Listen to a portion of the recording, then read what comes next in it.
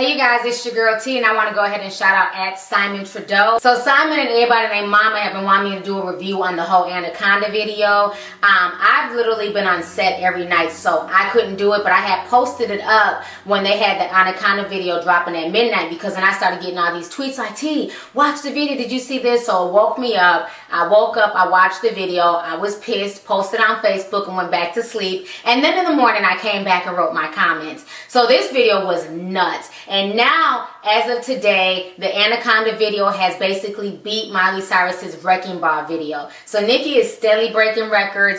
Everybody's talking about this. This has been the talk on all the sets I've been on. Everybody's talking about the Anaconda video. Folks went in on Twitter. Everybody has something to say. There was all types of memes. I'm going to go ahead and show you guys some of those memes right now, and I'll come back with the rest of my commentary.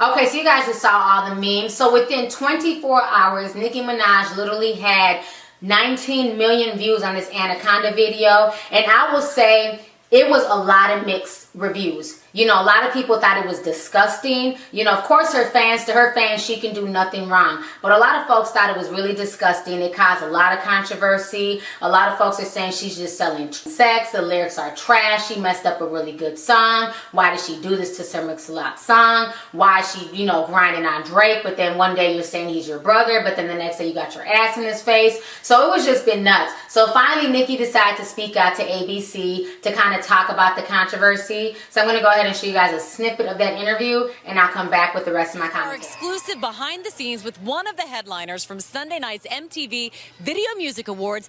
If they handed out one of these Moon Man statues for the most shocking moment, rapper Nicki Minaj might take it home this year. Nice, David. And ABC's Rachel Smith went one-on-one with the star as she preps for the big night. I haven't put out an album in over 2.5 years. And so for me to still even be relevant, I want to say thank you to my fans for keeping my name alive. Nicki sat down with GMA first at an MTV Video Music Awards promo shoot, teasing her performance Sunday night. I remember being little and watching the TV to see who was performing on the VMAs.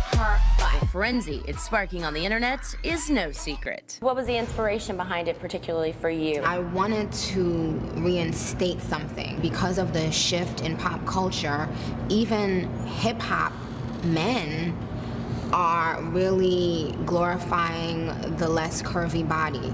I wanted to say, hey, ladies, you're beautiful. All right, so you guys just watched her interview, and I love how she's saying that, you know, rappers are starting to glorify less curvy bodies and that women should love themselves. Now, I like Nicki, but honey, you are full of shit, and I just got to put it out there. First of all, who are these rappers that are glorifying less curvy bodies? Because every time I turn around, rappers have women in their videos with big old asses, little waists, and everything else. I don't even see skinny bitches anymore in rap videos. Everybody in rap videos look like Nicki Minaj. You know, all these women are injected. They have hydrogel shots, butt injections, fat transfer, and everything else. So I don't understand what she's talking about, saying that, you know, even the rappers aren't putting, you know, curvy women in videos. She's full of crap because that's all I see in videos. Another thing that kind of bothered me, and I feel like she's being a hypocrite, is how can you say that women need to love themselves and that you did this video for women to love themselves, but in that video you sat there and you was like, fuck skinny bitches. I mean, with venom in your voice. Like, I took offense to that. You know, I took offense to that because I feel like if you're sitting here to be a role model for young girls,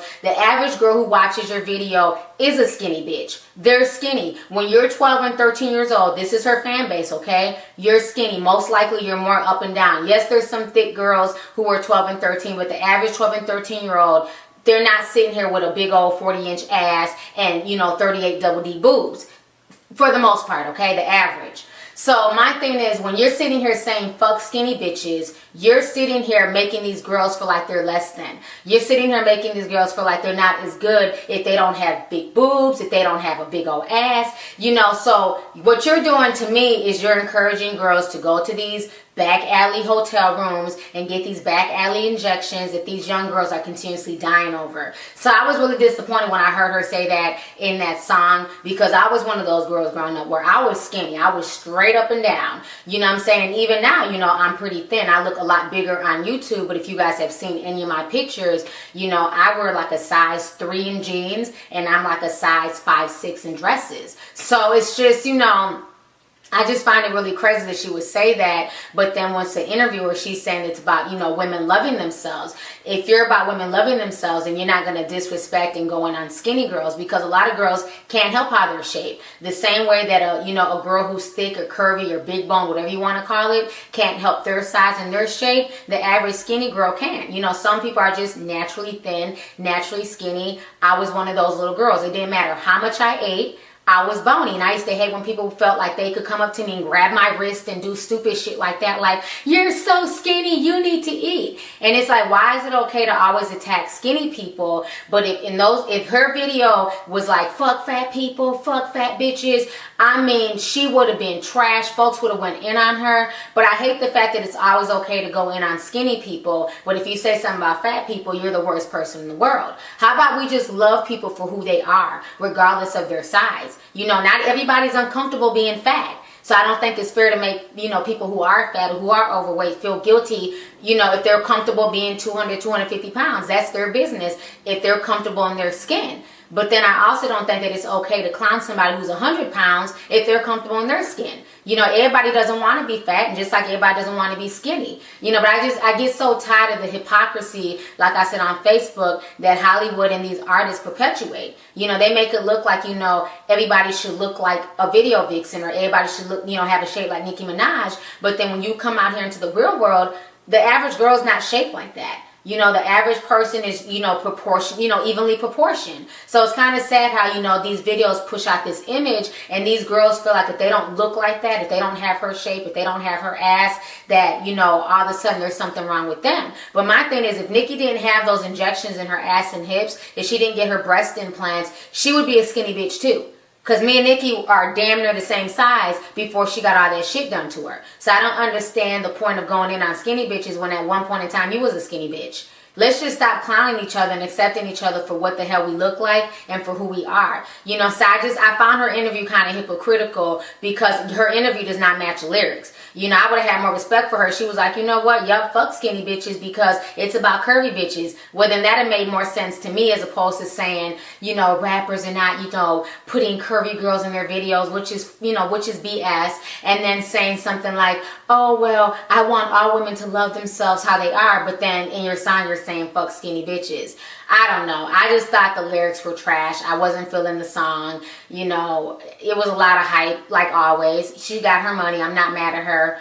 Do your thing, Nicki. Get your money. But that wasn't my favorite song of hers. I like Pills and Potions. That's my jam. I wasn't too much feeling Anaconda. It just wasn't my thing. It was just, for me, too overtly sexual. It's almost like she was trying way too hard. And once again, like I always say, you're Nicki Minaj. Your barbs go hard for you.